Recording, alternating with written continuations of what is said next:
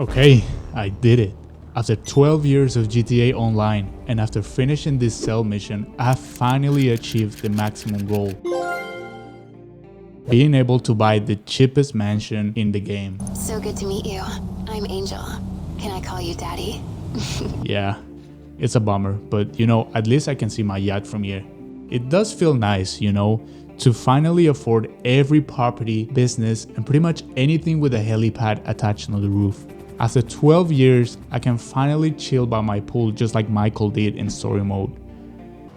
I'm retired. Finally, after hours of grinding that can get so tedious that it starts feeling like a second job, but forget that, it doesn't matter because I can now say I have become the undisputed ruler of this virtual city, along with, the other 30 players on this session.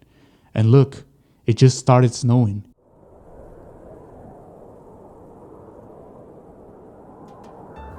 It's the perfect weather to just relax at my new home and doom scroll for hours. Let's see what's on my explore page. I had a comment tell me that the Oppressor Mark II is required in GTA Online because it makes it easier to get around the map. And I was like, well, if you need to get around the map faster, why not just use a helicopter or a jet? We don't need futuristic vehicles. That requires multiple inputs and you might crash. With the Oppressor Mark II, I can fly across the map and scroll YouTube shorts while I'm flying. That's the most brain-rot thing I've ever heard in relation to this game. And what do you think this person replied? Franklin will eventually show up to defend his home. Yeah, I have come to a horrible realization. I have become brain rotted. That's the most brain-rot thing I've ever heard in relation to this game.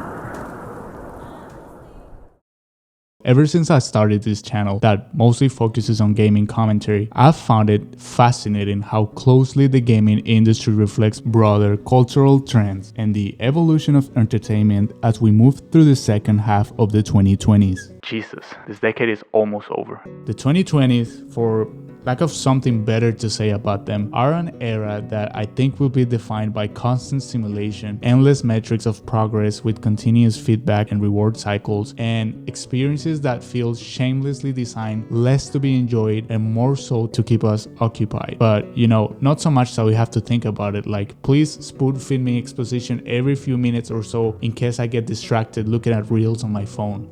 And the reason all of this ties together with today's topic is because I thought to myself while contemplating this, what better game to look at firsthand when discussing the impact that this era of overstimulation has had on entertainment than GTA Online. Yeah, specifically the online mode.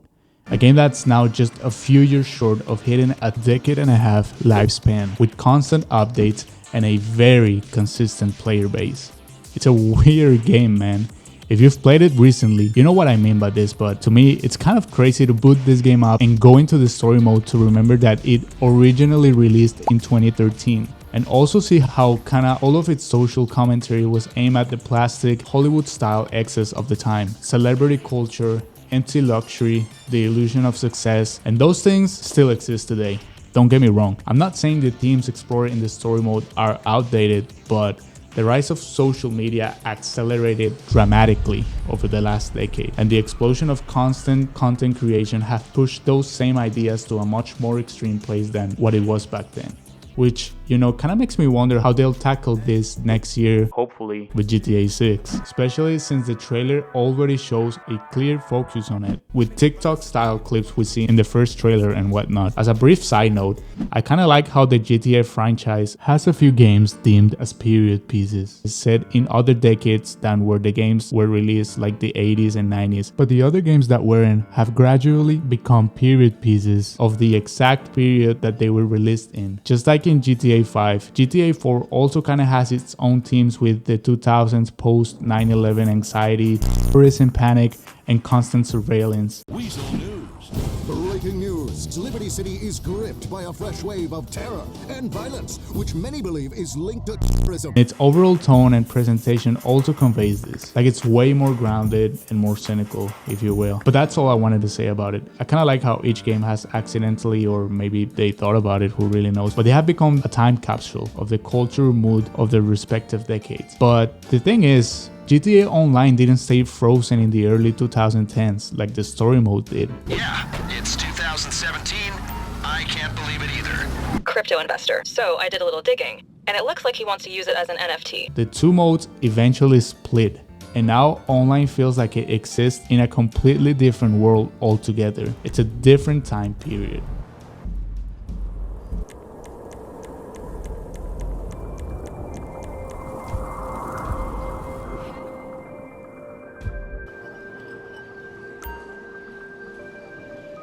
If you fast forward 12 years, online just feels like a different game. Now we get missions fighting evil tech conglomerates and taking down a self-driving, Waymo-inspired megacorp. And I think what's interesting about this is how it kind of doesn't even register as science fiction anymore, if that's even what they're going for to begin with. Unlike the missions we got a few years back with the Doomsday Heist, where you fight this Elon Musk figure and his evil AI, way before the big breakthrough of LLMs and generative AI. My work with artificial intelligence, thinking only better.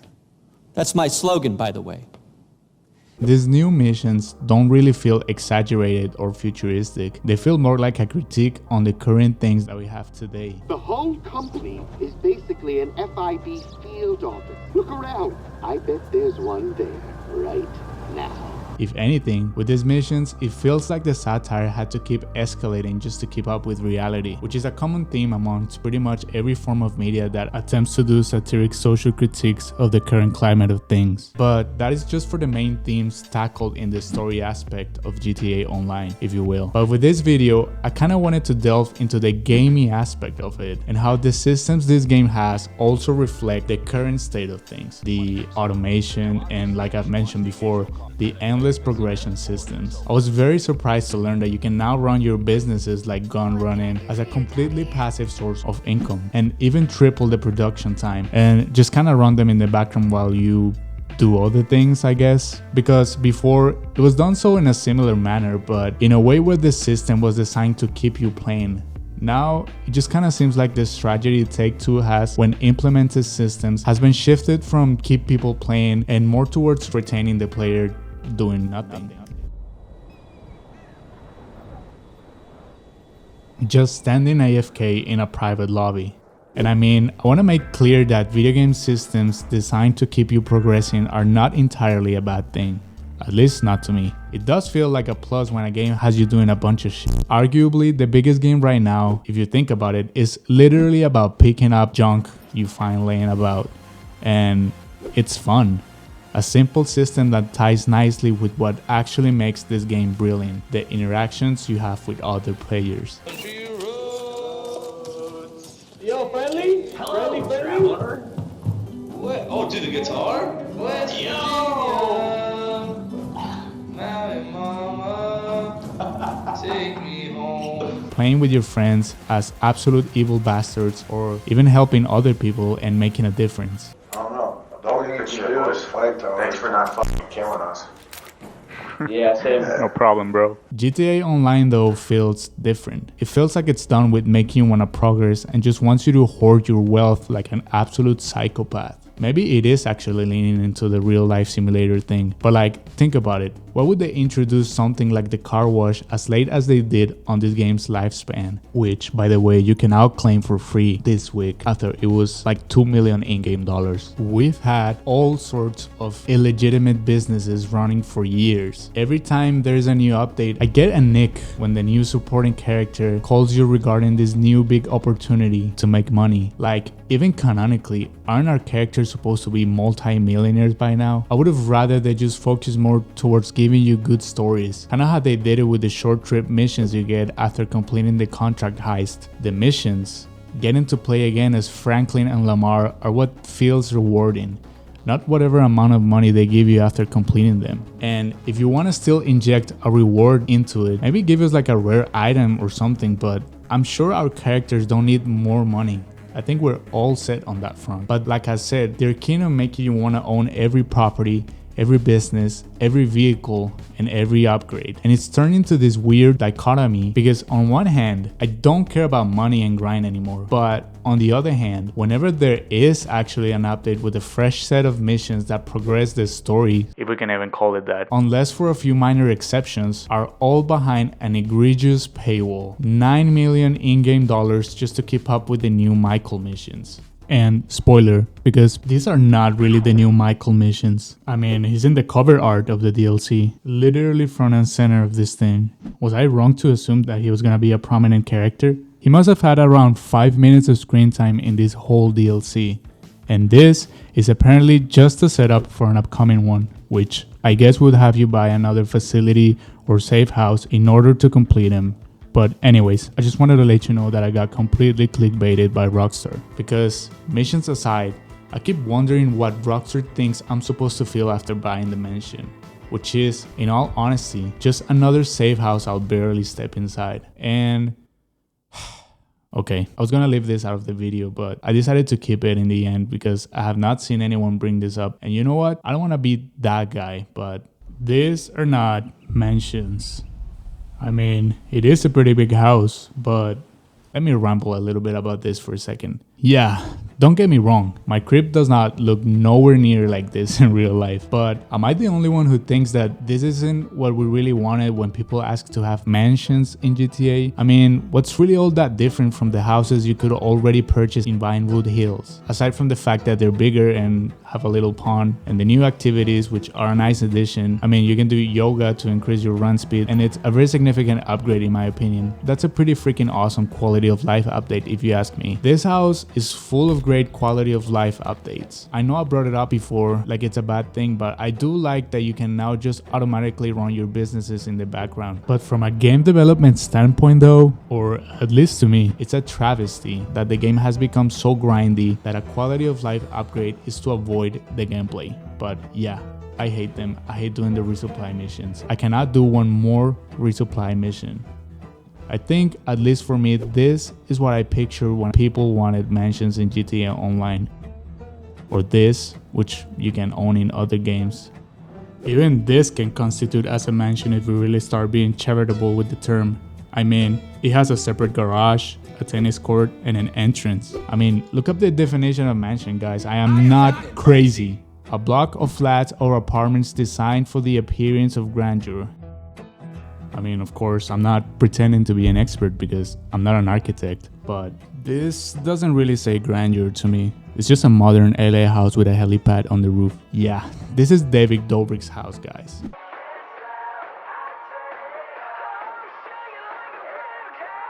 Like I said before, canonically, our characters must be billionaires. Like, we've saved the country from a nuclear attack, raided a Narcos island multiple times, we've robbed casinos, other billionaires, and every bank in the city.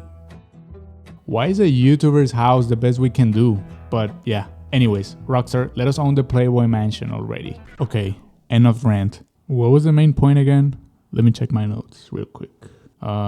Blah blah blah. What does the Rockstar make me want to feel? Okay, yeah. Is the sense of accomplishment what they really want me to chase? Or just the satisfaction of checking another box? Why do they think we want to own everything at any cost? Even if that cost is, for some people I guess, going as far as to doing the unthinkable and buy a freaking shark card.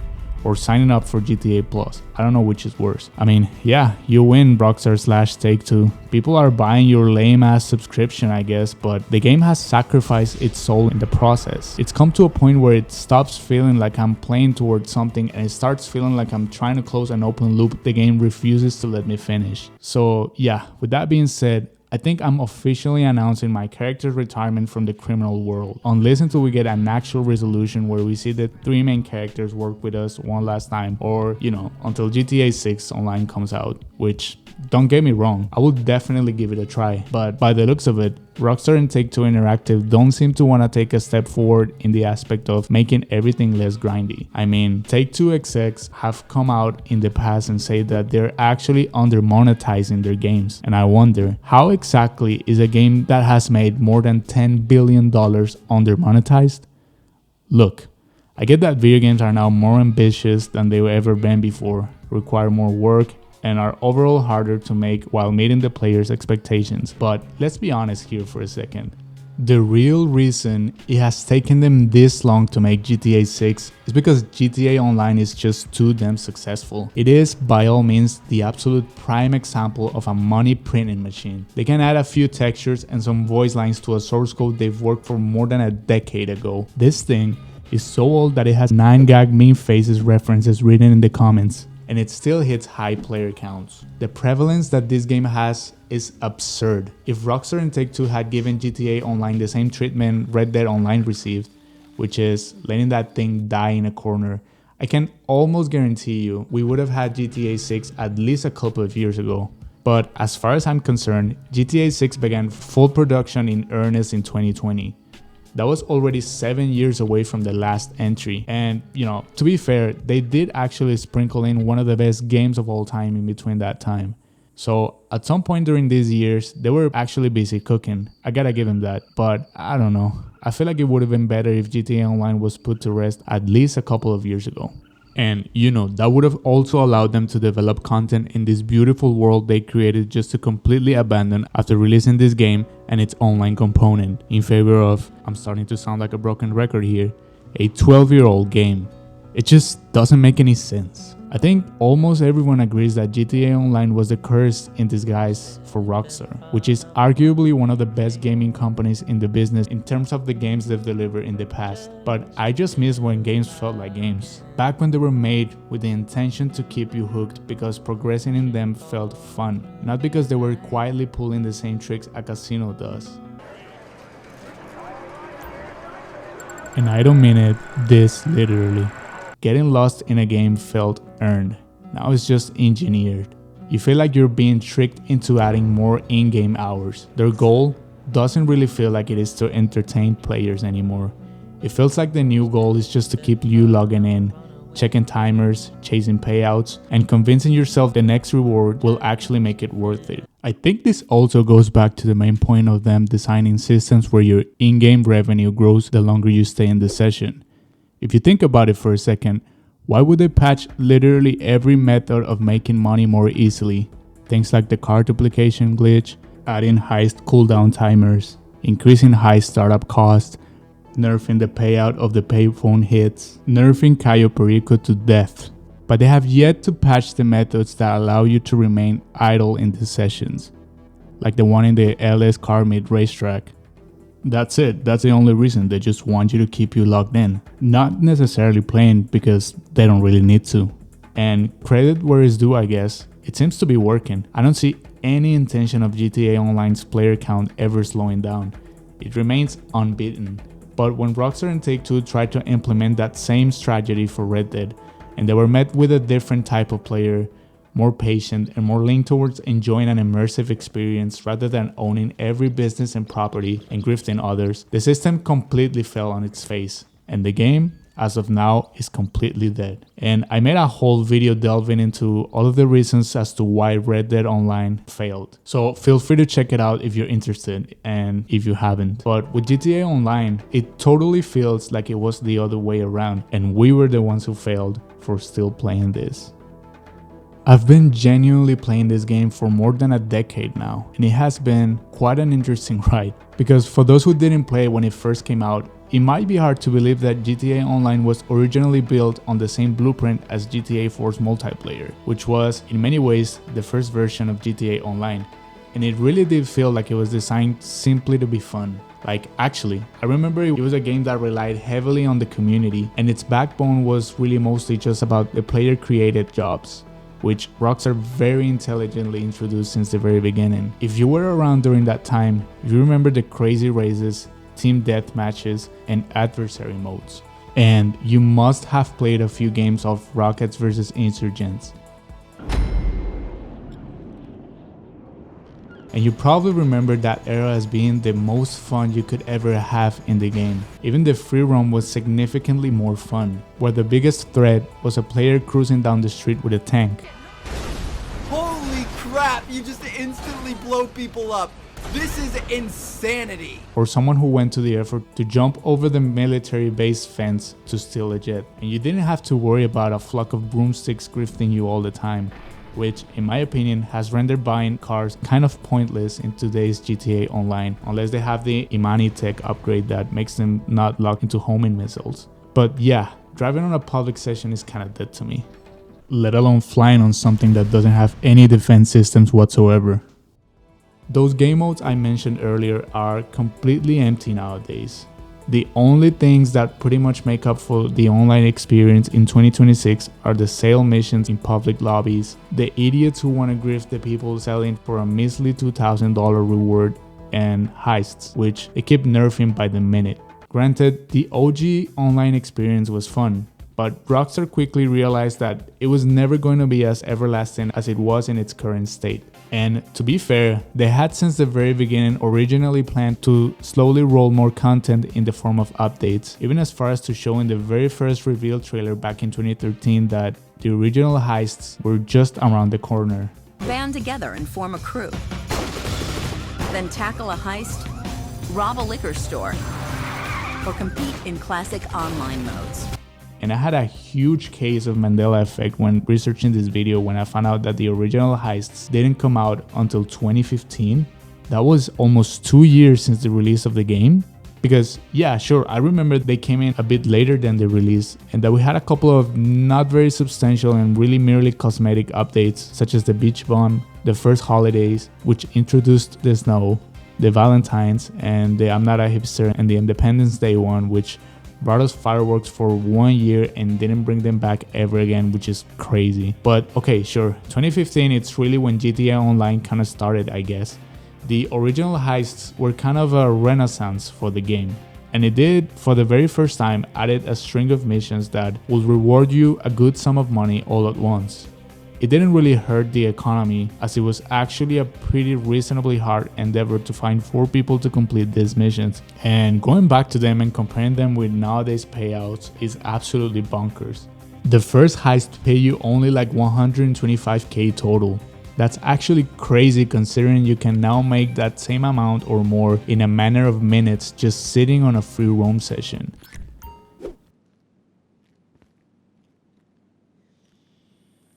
And the final heist will give you up to 1,875,000, which you would then have to split into 4 parts. But at the time, it just felt enough. Or at least I don't really recall anybody complaining about the payouts. Because back then, the best thing you could do with your money was buy a Centorno or the Trophy Adder, which really was the biggest flex to own in the game at the time. If you owned one of these vehicles, you could be certain that you have made it. How simple and fun it was.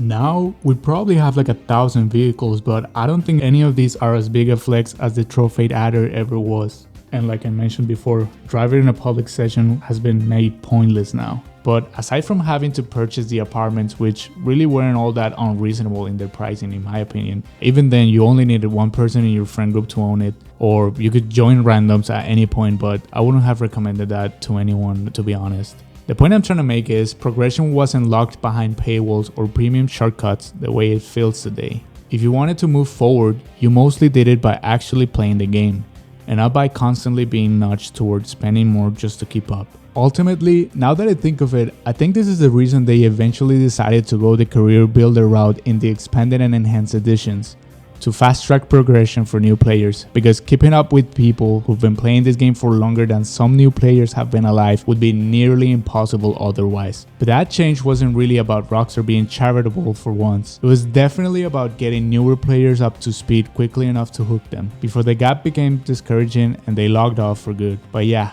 we didn't have any of this back then.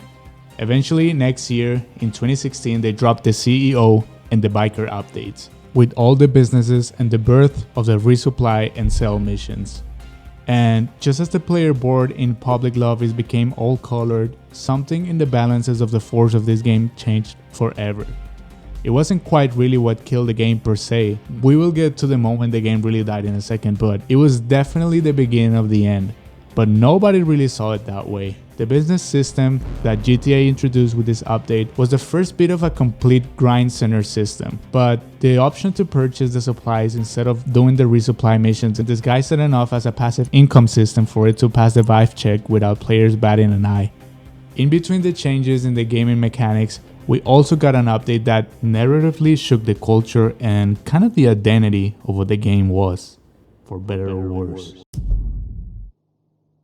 The Doomsday Heists introduce a story in which, as I mentioned in the very beginning of this video, our characters fight a tech billionaire and an evil AI using some high military tech. And the game kinda lost its touch of realism, if it ever had one, and took off in a more sci-fi route that, as I said, many people mark as the worst step Rockstar took with the direction of the online. If you want my honest opinion on what I thought of this update, the missions were fine. I enjoyed them. I didn't mind them taking this route all that much because GTA Online, story-wise, was kind of like the Fast and Furious franchise to me. I'm not asking GTA Online for the same level of narrative and nuance that Red Dead 2 has. It was just some detour for the overall plot, and it had some funny bits here and there. Good luck! We don't need luck! I always wanted to say that between us, we are completely... I might be a little biased towards this update if I'm being totally honest with you guys, because as a Frank Ocean fan, this update blessed me with my favorite radio station in the whole game, the Blonded Los Santos radio. Driving through Los Santos, listening to this radio station is genuinely one of the best experiences I've had with this game. I thought that I was dreaming when you said you loved me.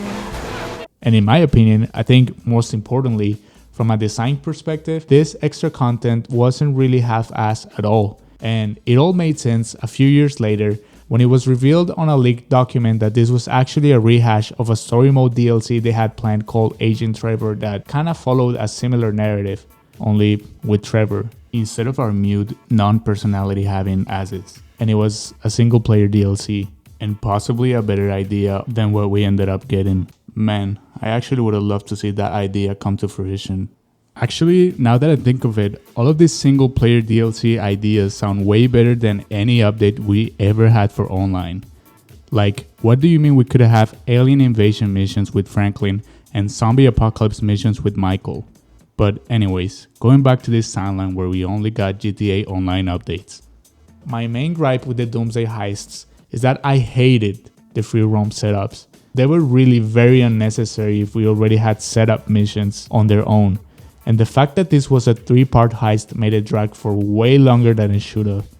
But still, like I said, I don't mind the heists themselves. To be honest, the most egregious thing that this update gave us wasn't the futuristic vehicles like the jetpacks, the Mark I, the deluxe of which, albeit was a little OP, but the design was cool and it wasn't really all that fast to navigate with.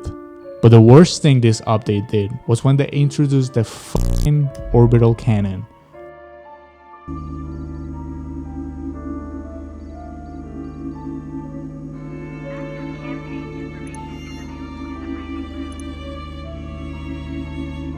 Target acquired.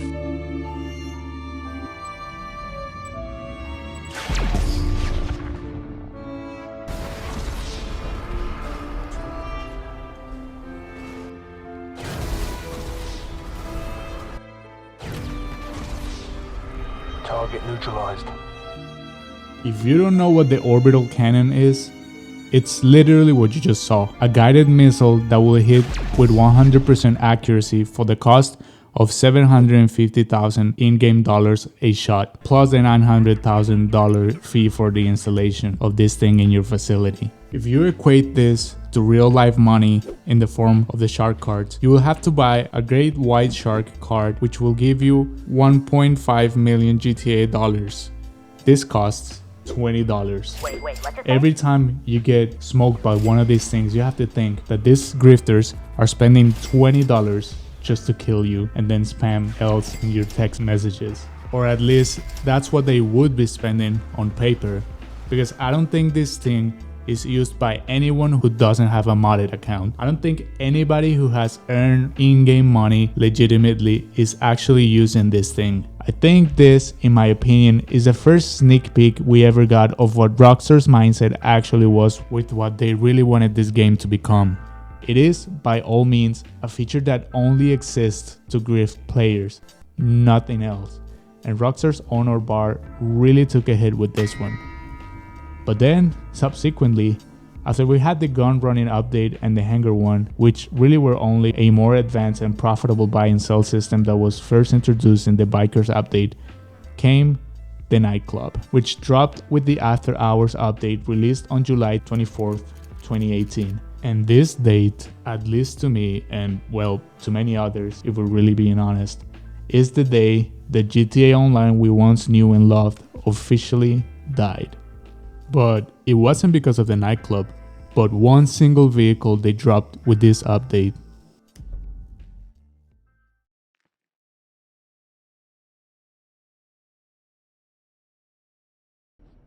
The Oppressor Mark II is probably the single most universally disliked thing Rockstar ever added to GTA Online. As soon as the Oppressor was introduced in 2018, if you were trying to run a business or deliver cargo, the Mark II is the threat you're always looking for. Somebody masters this thing in flight, they master the agility, master the missile speed, how to fire it at what angle, they can really abuse this thing to get a lot of kills.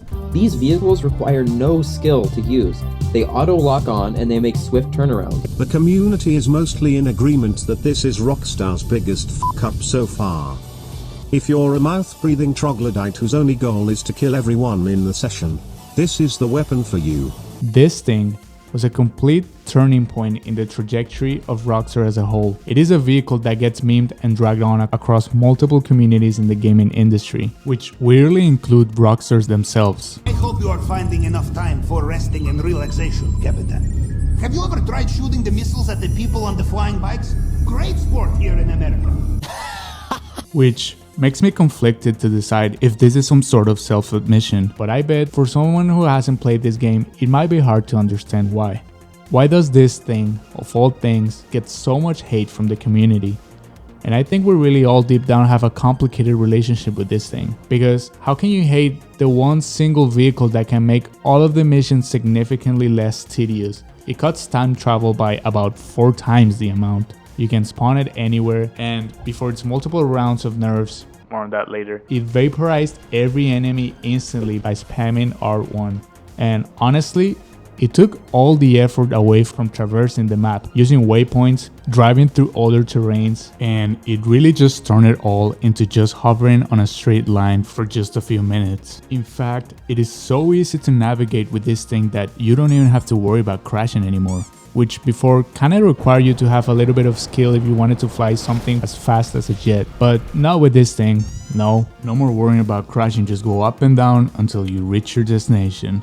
And you can even watch a couple of shorts while you get there. Did you know if you visit Franklin's house using Trevor and shoot rockets at the house, you will actually get a text message from Franklin. But if you wait long enough, Franklin will eventually show up to defend his home. Oh, and it didn't help that it also became an even better grifting machine than the orbital cannon ever was. And this thing was kind of what put the final nail into public lobbies. And I think what's the worst thing about it is that it kind of forces you to own it. Trust me, try taking out this thing to kill any player above level 160 who isn't on one of these, and I guarantee they're just role-playing restraint. Actually, you know what? Scratch that. If you're gonna grift somebody who is also a grifter. Target acquired.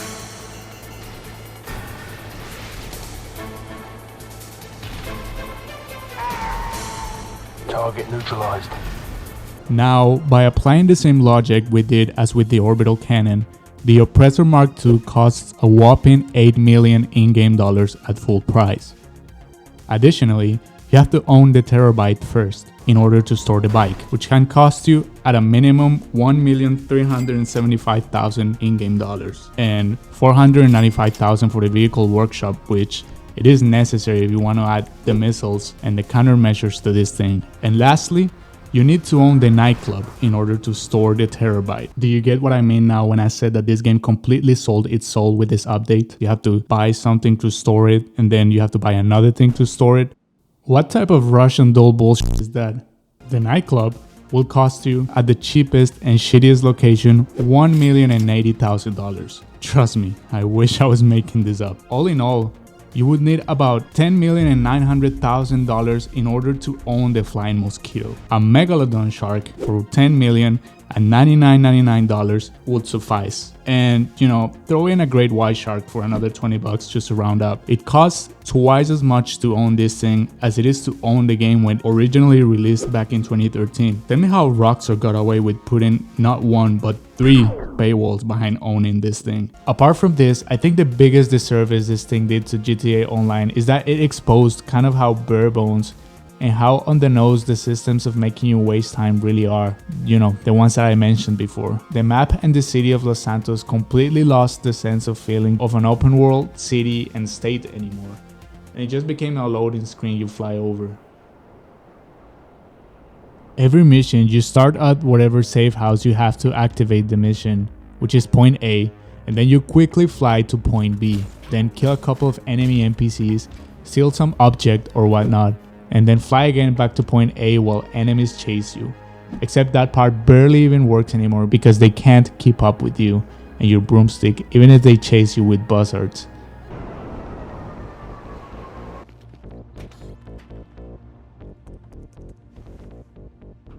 Nice.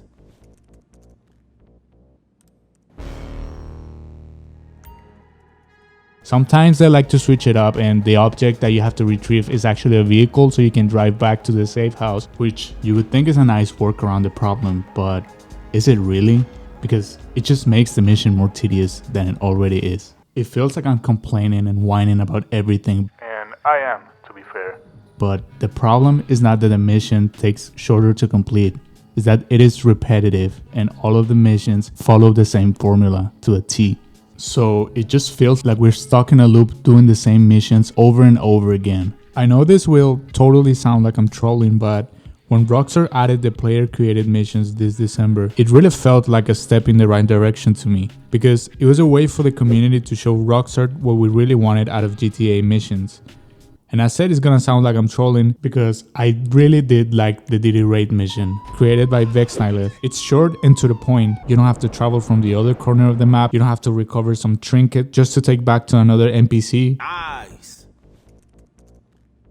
You get there guns blazing, shoot down the Diddy disciples, rescue the miners, and then collect the baby oil. That's it. Simple and fun. Now, just imagine if this thing was actually developed into a real mission. What does Rockstar do when they're faced with new ideas? They shut it down. And they stepped on the dreams of this creator. This person commented, "Notice how Rockstar gets you banned for playing a mission we were told to protect a miner." Maybe the problem was that the mission wasn't tedious enough to encourage you to buy the Oppressor Mark II. Because when I said that players themselves have a really weird relationship with this thing, or at least I do, it's because not having it feels like punishment. Like you need to grind for it. Because having it will imply that you can finally get a little spared for how tedious these missions have become. Which, as of right now, I'm inclined to think it is done by complete design, and it isn't just merely an oversight from Rockstar's mission design. And thus, at $120, the Oppressor Mark II is the absolute embodiment of Rockstar's monetization of brain rot.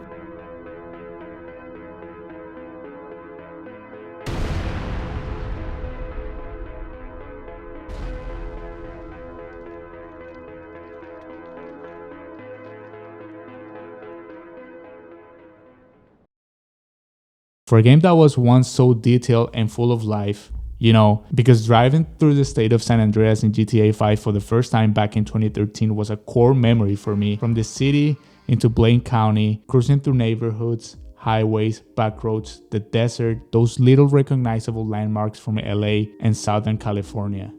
But I think, most notably, it brought me back to the first time I played GTA San Andreas, which, in case you may not know, is also based on the same area as GTA 5. If you're like me, you relate to this, but experiencing SA as a young boy was probably one of the most beautiful experiences. GTA 5 gave me a similar feeling to this, but it doesn't feel as big and expansive, even if it is, because it didn't include the other cities. But anyways, back to GTA Online. The point is that the Mark II completely flattens all of that sense of immersion and vastity in the map. It makes it seem like you're flying through an empty space that just stretches to slow you down. I still remember the mission where Trevor finally drives to Los Santos after you spend hours playing as him out in the desert, living in sandy shores, completely removed from the city. That giant sprawl, Los Santos. So, this is Los Santos. I guess it is. I always wanted to come here. At least canonically, he makes that drive with Wade just hours on the highway. And when they finally reach that overlook, Trevor stops and looks out at Los Santos before entering it, like he's standing on the edge of a different world.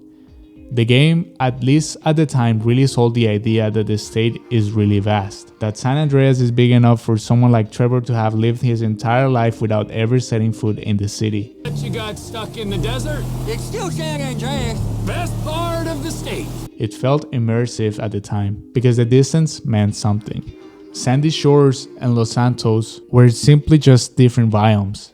They were hours apart, and they were culturally and geographically distinct from one another. Run, you little bastard! Get out here!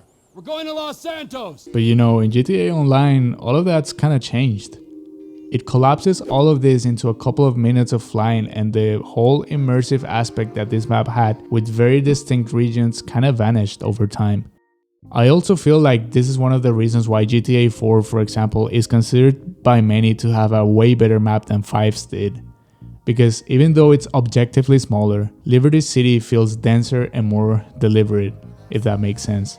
I think part of that comes down to a conscious decision of restraint. You couldn't fly planes in GTA 4 for obvious reasons.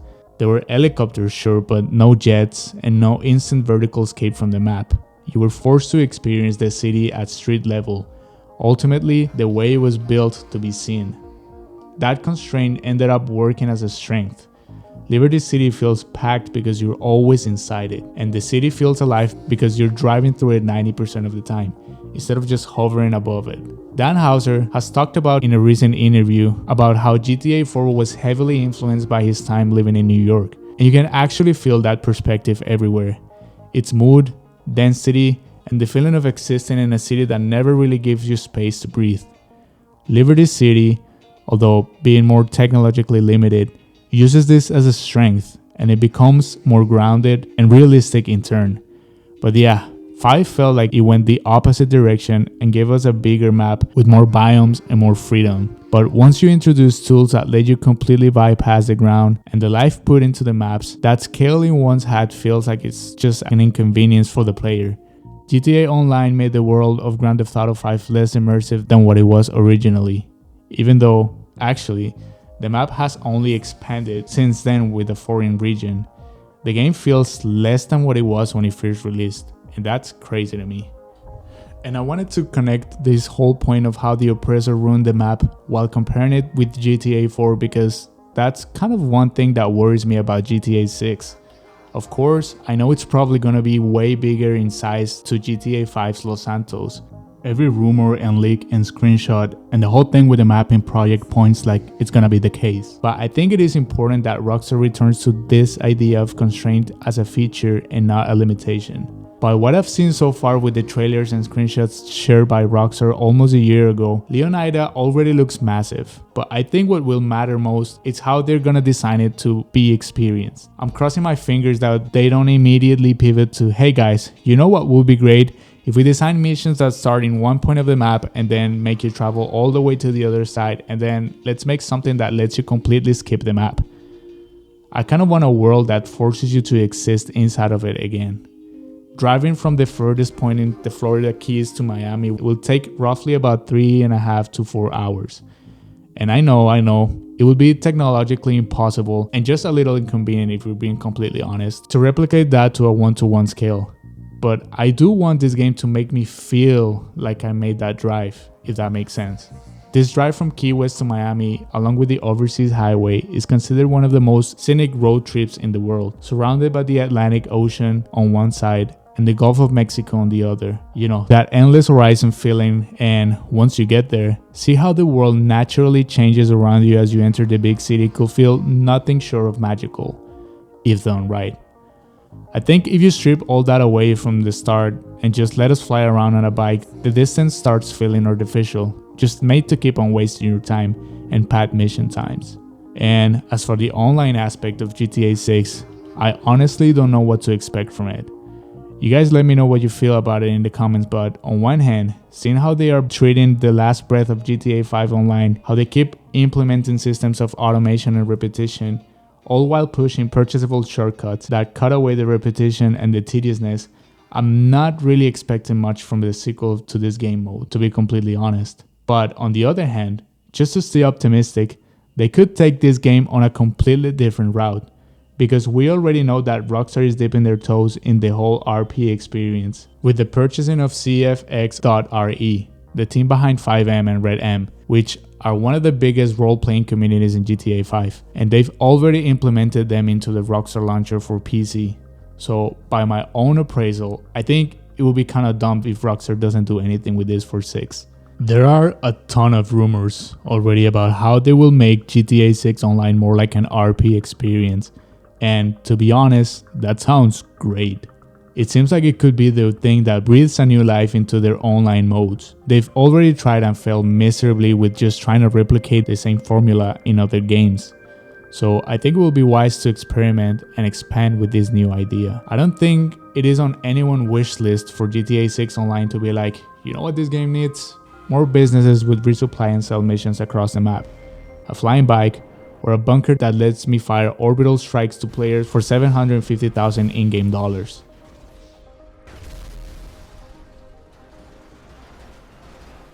I think Rockstar has the perfect opportunity to go the honorable route and return to its roots, and also kind of repair their reputation a little bit. So I really hope they don't waste this opportunity. This whole thing of keeping the player idling in the session needs to go, man. They're not slick with this. And video games in general, I think, kind of have to have their own come to Jesus moment this last stretch of the decade, because they really aren't what they used to be. And games that are coming out with interesting new things to bring to the table are being rewarded by the community. Like I mentioned earlier, how a game like Arc Raiders completely came out of nowhere and seems to be dominating the space of online games right now. This brain rotten of GTA Online needs to die with GTA Online. And they really need to introduce new and innovating ideas for 6, because I don't think the game will withstand copying the exact same formula. It will, of course, launch and be the best selling game of all times, don't get me wrong, but if they really want to maintain the vitality that GTA 5 Online had, they really need to spice it up this time around, because these systems are getting very old and stale. So that's pretty much all I had to say for this video. If you liked it, you know what to do, like and subscribe and whatnot, but if you can't do something for me, I'll really appreciate it if you hit that hype button in the comments section. I think it is a very good feature that YouTube has rolled out this past months to actually be able to promote small YouTubers and actually give them a chance to be watched in a space that is so heavily dominated by just a few.